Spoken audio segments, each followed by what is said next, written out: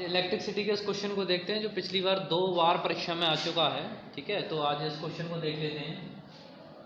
प्रश्न है कि 2 ओम और 4 ओम, जैसा आप देख रहे हैं यहाँ पर ये दोनों श्रेणी क्रम में लगे हैं यानी सीरीज में, और एक सेल लगा हुआ है इसमें 6 वोल्ट का। क्वेश्चन है कि 4 ओम प्रतिरोध में 5 सेकंड में ऊष्मा क्षय कितनी हुई।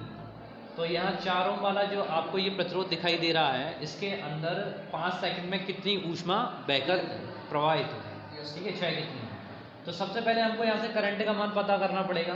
करंट का जो फ्लो है उसकी डायरेक्शन बनाएंगे। ये जो बड़ी वाली लाइन है ये आपको पॉजिटिव दिखाती है और जो छोटी वाली लाइन है वो आपको नेगेटिव शो करती है। तो जो धारा रहेगी वो आपकी पॉजिटिव टू नेगेटिव चलती है। और वहीं पर अगर हम इलेक्ट्रॉन्स को देखते हैं तो इलेक्ट्रॉन आपके चलेंगे नेगेटिव टू पॉजिटिव। ठीक है ना, क्यों चलते हैं कि इलेक्ट्रॉन के ऊपर होता है ऋणावेश, और ऋणावेश जो है वो धनावेश की तरफ क्या होता है, अट्रैक्ट होता है, आकर्षित होता है, इसलिए। और जो इलेक्ट्रॉन के प्रवाह होगा उसके विपरीत दिशा में आपकी विद्युत धारा प्रवाहित होने लगती है। तो सबसे पहले हमको इसमें धारा का मान पता करना पड़ेगा कि आई का मान कितना होगा। ठीक है, तो आई का मान अगर आप यहाँ पर निकालते हो तो बहुत जरूरी रहेगा कि आपको 2 ओम और 4 ओम जो ये दोनों वाले जो प्रतिरोध लगे हुए हैं ये श्रेणी क्रम में लगे हैं, और इसके लिए कुल प्रतिरोध कितना होगा ये पता होना चाहिए। ठीक है, तो सबसे पहले तुल्य प्रतिरोध कितना होगा, जिसमें अगर तुल्य प्रतिरोध निकाला जाए तो उसका टोटल प्रतिरोध जो निकलेगा, तुल्य प्रतिरोध हाँ 6 ओम होगा, क्योंकि जोड़ने का जो तरीका होता है वो R = R1 + R2 होता है। ठीक है, R = R1 + R2। तो यहाँ पर जो R का मान आया वो लिखेंगे आप 2 + 4 यानी किसके बराबर, 6 ओम। ठीक है, अब ओम के नियम से आप लगाएंगे, ओम के नियम से आप आई का मान निकाल सकते हैं। यहाँ पर आप लगाएंगे V = I × R, और आई का मान जो निकलेगा वो V/R से निकलेगा। पोटेंशियल जो अप्लाइड है वो यहाँ पर कितना है, 6 वोल्ट। तो 6 अपॉन जो टोटल रेजिस्टेंस है वो आएगा, आंसर आपके पास में आ गया 6 एम्पियर। ठीक है, इतनी करंट इसमें आपकी फ्लो कर रही है, विद्युत धारा इतनी प्रवाहित होगी। तो इस तरह आपने इसका मान पता किया, आई का मान आया आपके पास में 6/6 यानी 1 एम्पियर। अब इसमें विद्युत धारा ऊष्मा प्रवाह का हमें रेट पता करना है। तो यहाँ पर H का जो मान आप निकालेंगे वो I² R × T से निकालेंगे। ठीक है, करंट का मान आप निकाल चुके हैं, 1 एम्पियर यानी 1 का स्क्वायर करेंगे। ठीक, इसी तरीके से R, अब कौन सा वाला R लिया जाएगा, पर्टिकुलर जिसके लिए पूछा गया है वो लिया जाएगा। तो यहाँ पर आएगा आपका 4, और समय जो दे रखा है वो आपका है 5 सेकंड, यानी यहाँ पे लिया जाएगा 5। ठीक है, तो अब सीधा सीधा मल्टीप्लाई करना है आपको।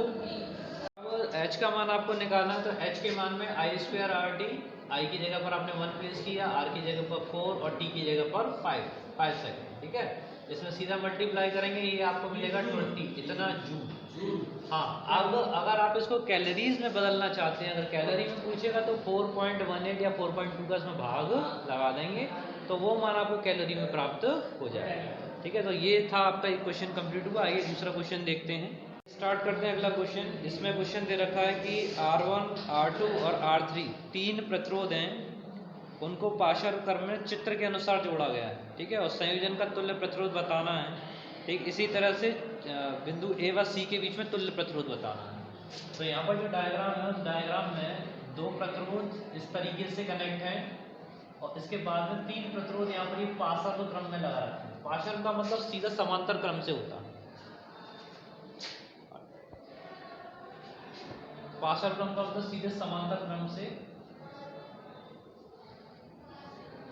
इनको आप कनेक्ट कर दीजिए। 7 नंबर में क्वेश्चन है, ये 2020 में आया हुआ है, और जो आगे यहाँ पर दे रखा है 2 ओम प्रतिरोध, ये 3.5 ओम, और यहाँ पर जो समांतर क्रम में लिखे हैं 2, 6 और 6, 2 ओम, 6 ओम और 6। ठीक है, पूरा A से लेके C के बीच में पूछा गया है। तो यहाँ पर आपको तुल्य प्रतिरोध याद करना है। तुल्य प्रतिरोध कितना होगा उसको देखते हैं। तो उसके लिए सबसे पहले आप यहाँ से स्टार्टिंग करिएगा।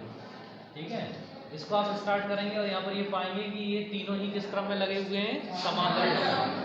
तो समांतर क्रम के लिए आप ऐसा करें कि इसको B पॉइंट और कह लें। तो यहाँ पर आप D और C का पहले मान निकाल लेते हैं कि RBC कितना होगा।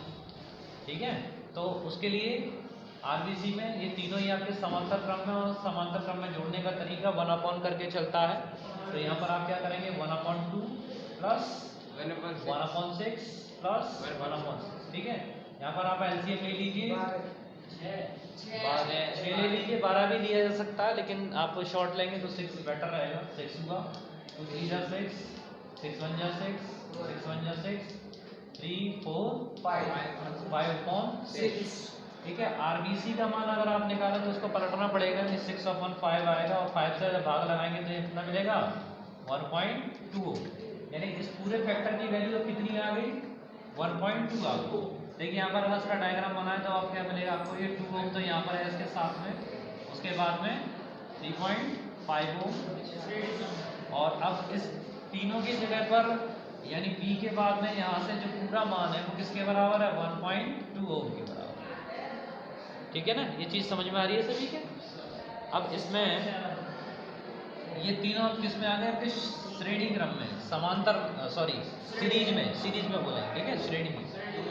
तो यहाँ पर अब आर ए सी का मतलब ए और सी के बीच में जितना टोटल आपका प्रतिरोध लगा हुआ है, इसके लिए आप इन सबको जोड़ दीजिए, 2 + 3.5 और 1.2। बहुत से बच्चे यहाँ दिक्कत दे देते हैं दशमलव में, तो 2.0 दशमलव कहाँ लगा हुआ, उसके बाद में लगा हुआ, बाद में लगाया करो, ठीक है। 3.5 और यहाँ पर 1.2 यहाँ पर ऐड कर दीजिए, सिंपल जिस तरीके से जोड़ते हैं। ये कितना मिलेगा आपको 7.7 इतना ये 6.7 होगा सर, 3 और 3 6, ठीक है, ओके, ठीक है, 6.7 इतना हो, ये आपका आंसर यहाँ पर मिलेगा।